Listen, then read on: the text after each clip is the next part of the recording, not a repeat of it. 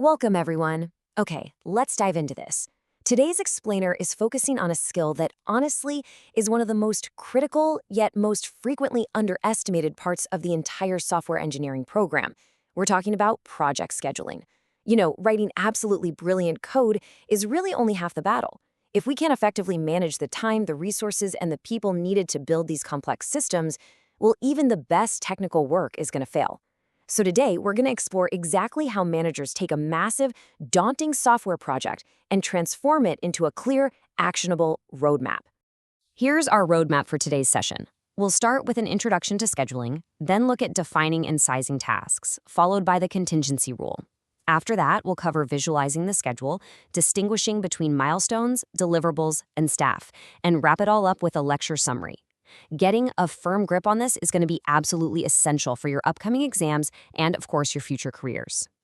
All right, Section 1, Introduction to Scheduling. We're going to take this at a nice, deliberate pace today, just to make sure every single concept is crystal clear. These principles really build right on top of one another.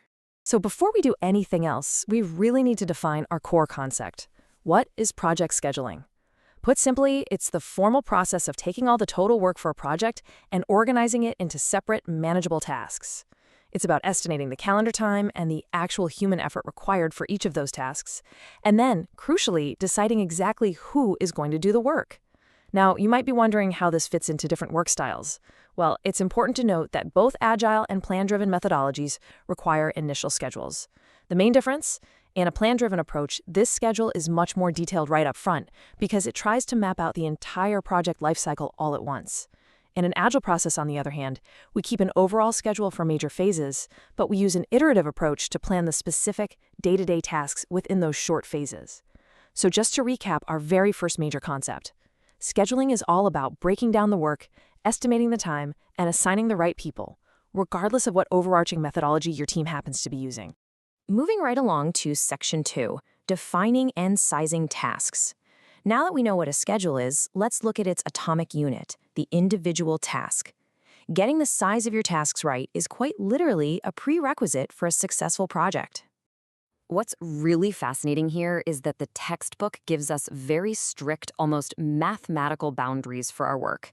These are the golden rules of task sizing. A single task should take a minimum of 1 week and an absolute maximum of 2 months. But ideally, you want that maximum cap to sit somewhere around 6 to 8 weeks. So why are these limits so rigid? Well, imagine a task is too small. Say it just takes a few hours or a couple of days. If you do that, you and your manager are going to spend a disproportionate amount of time simply updating the project plan and sending emails about status changes. The administrative overhead alone will just destroy your productivity. Conversely, what if a task is too large, say a massive 3-month chunk of work? Well, then you completely lose the ability to accurately track your progress. If a 3-month task falls behind schedule, you might only actually spot the delay after 2 whole months have passed. And by then, it's way too late to correct the course. So always remember this crucial recap. Task sizes absolutely must be carefully balanced between 1 week and 2 months.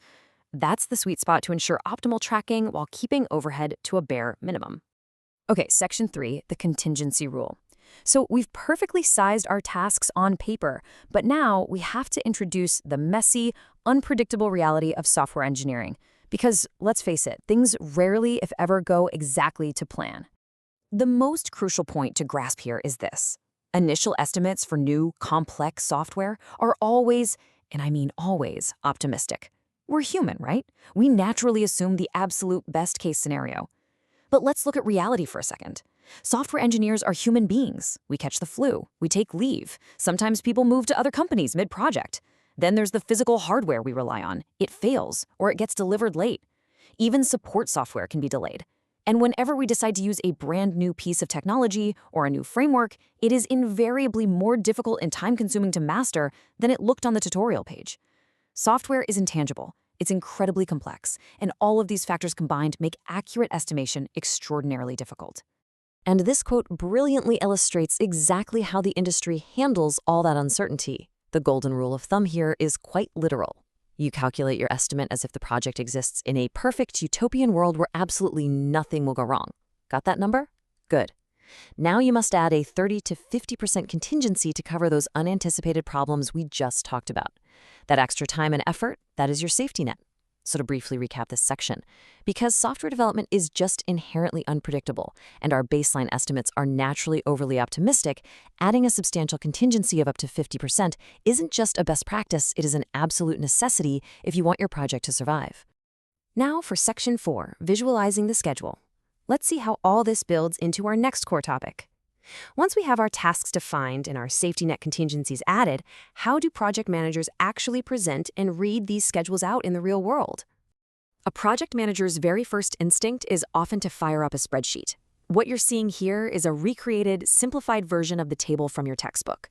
We've got the task ID, the effort measured in person days, the expected duration, and the dependencies. So, for example, look at Task 3. It requires 20 days of effort, takes 15 days on the calendar, and it has a strict dependency on Task 1. That simply means Task 3 cannot possibly start until Task 1 is completely finished. Now, while this spreadsheet format definitely holds all the raw, mathematically accurate data, I want you to imagine trying to manage a massive project with, say, 100 tasks, and all you have to look at is a giant grid of numbers. It is incredibly difficult for managers to quickly visualize which tasks are running in parallel, or to spot how a sudden delay in Task 1 is going to immediately cascade and impact Task 3. Because massive spreadsheets are just too difficult to parse visually, managers turn to graphical visualizations. And the most common, reliable tool for this is the bar chart, more formally known in the industry as a Gantt chart, named after its inventor, Henry Gantt. A Gantt chart is simply a visual project schedule that maps those tasks against a calendar, and you read it from left to right. It sounds simple, but this shift in presentation fundamentally changes how we understand the flow of a project. Let's conceptually recreate the calendar from the text so you can see exactly what I mean. Watch how a timeline just clarifies everything. Reading from left to right, we instantly see that in week 1, tasks 1, 2, and 4 all start in parallel. Why? Because they have no dependencies, meaning our team can tackle them all simultaneously. Now, moving across the timeline to week 3, task 1 finally finishes. And because we visually mapped that dependency we talked about earlier, it's instantly clear that task 3 is greenlit to begin. By week 5, task 4 wraps up, and finally, by week 6, task 3 concludes. A Gantt chart is brilliant because it takes all that abstract spreadsheet data and turns it into a clear visual story of time and sequence. It instantly reveals those parallel tasks and critical dependencies. So, a quick recap on visualization. We use Gantt charts because they completely solve the readability problem of spreadsheets, allowing managers to instantly grasp the project's timeline and its structural dependencies. Moving to Section 5, Milestones, Deliverables, and Staff. We have our visualized schedule. Now, let's transition to the actual tangible outputs of this schedule and the specific people who are going to do the heavy lifting. Okay, I want to pause here and directly address a very common misconception that costs students silly marks in the exam every single year. You absolutely must explicitly understand the difference between a milestone and a deliverable. A milestone is strictly an internal progress check. It's a predictable outcome, like finishing a specific module of code, and it usually just results in a short, internal report presented to management to simply say, hey, we're on track. A deliverable, on the other hand, is a tangible output that is physically handed over to the software customer. Great examples of this would be a finalized requirements document or maybe the initial implementation of the system itself. Remember this rule of thumb. Milestones are for the project manager to check progress. Deliverables are actual products for the customer. Do not confuse the two. Now, alongside the main task schedule, managers use a completely separate bar chart specifically for staff allocation. This tracks which specific staff members, like Mary, John, or maybe a database specialist, are assigned to which exact tasks over time. It is a lifesaver because it allows the manager to ensure no one is accidentally double booked. Also, a quick tip for reading these, sometimes you'll see a diagonal line crossing a person's allocation bar on the chart. This specifically denotes that they are only working on that task part-time. Now, let me ask you to think critically for a second. What happens when a shared specialist, say they're our absolute best, only senior database architect, gets delayed on a completely different project? Think about it. This is a massive risk. That delayed specialist instantly becomes a project bottleneck. Because they're suddenly unavailable, the tasks on our project that depend on them literally cannot start. This pushes back all our dependent tasks, which pushes back our internal milestones, which ultimately delays our external deliverables to the customer. A single over-allocated specialist and trigger an absolute cascade of total scheduling failure across multiple projects. So to recap this critical section, Clearly separate your internal milestones from your external deliverables, and strictly manage your staff allocation charts to prevent your specialists from becoming catastrophic bottlenecks. All right, that brings us to Section 6, the lecture summary. We have covered a vast amount of critical ground today. Let's consolidate all this information into the high-yield takeaways you need to focus on for your exam preparation. I highly recommend ensuring you have these facts firmly committed to memory. First, the golden rule of task sizing. Tasks must be large enough to avoid administrative bloat, but small enough to actually track. Specifically, aim for between 1 week and 2 months. Second, the contingency rule. Because human estimates for complex software are inherently optimistic, you absolutely must always add a 30% to 50% contingency to your baseline estimate. Third, understand your visualizations. We use Gantt charts, not spreadsheets, to clearly map parallel activities and sequential dependencies against a calendar. And finally, vocabulary really matters here. Milestones are internal checks for management, while deliverables are tangible products for the customer. I want to leave you with this final, truly vital thought. The schedule you create on day 1 is a living document.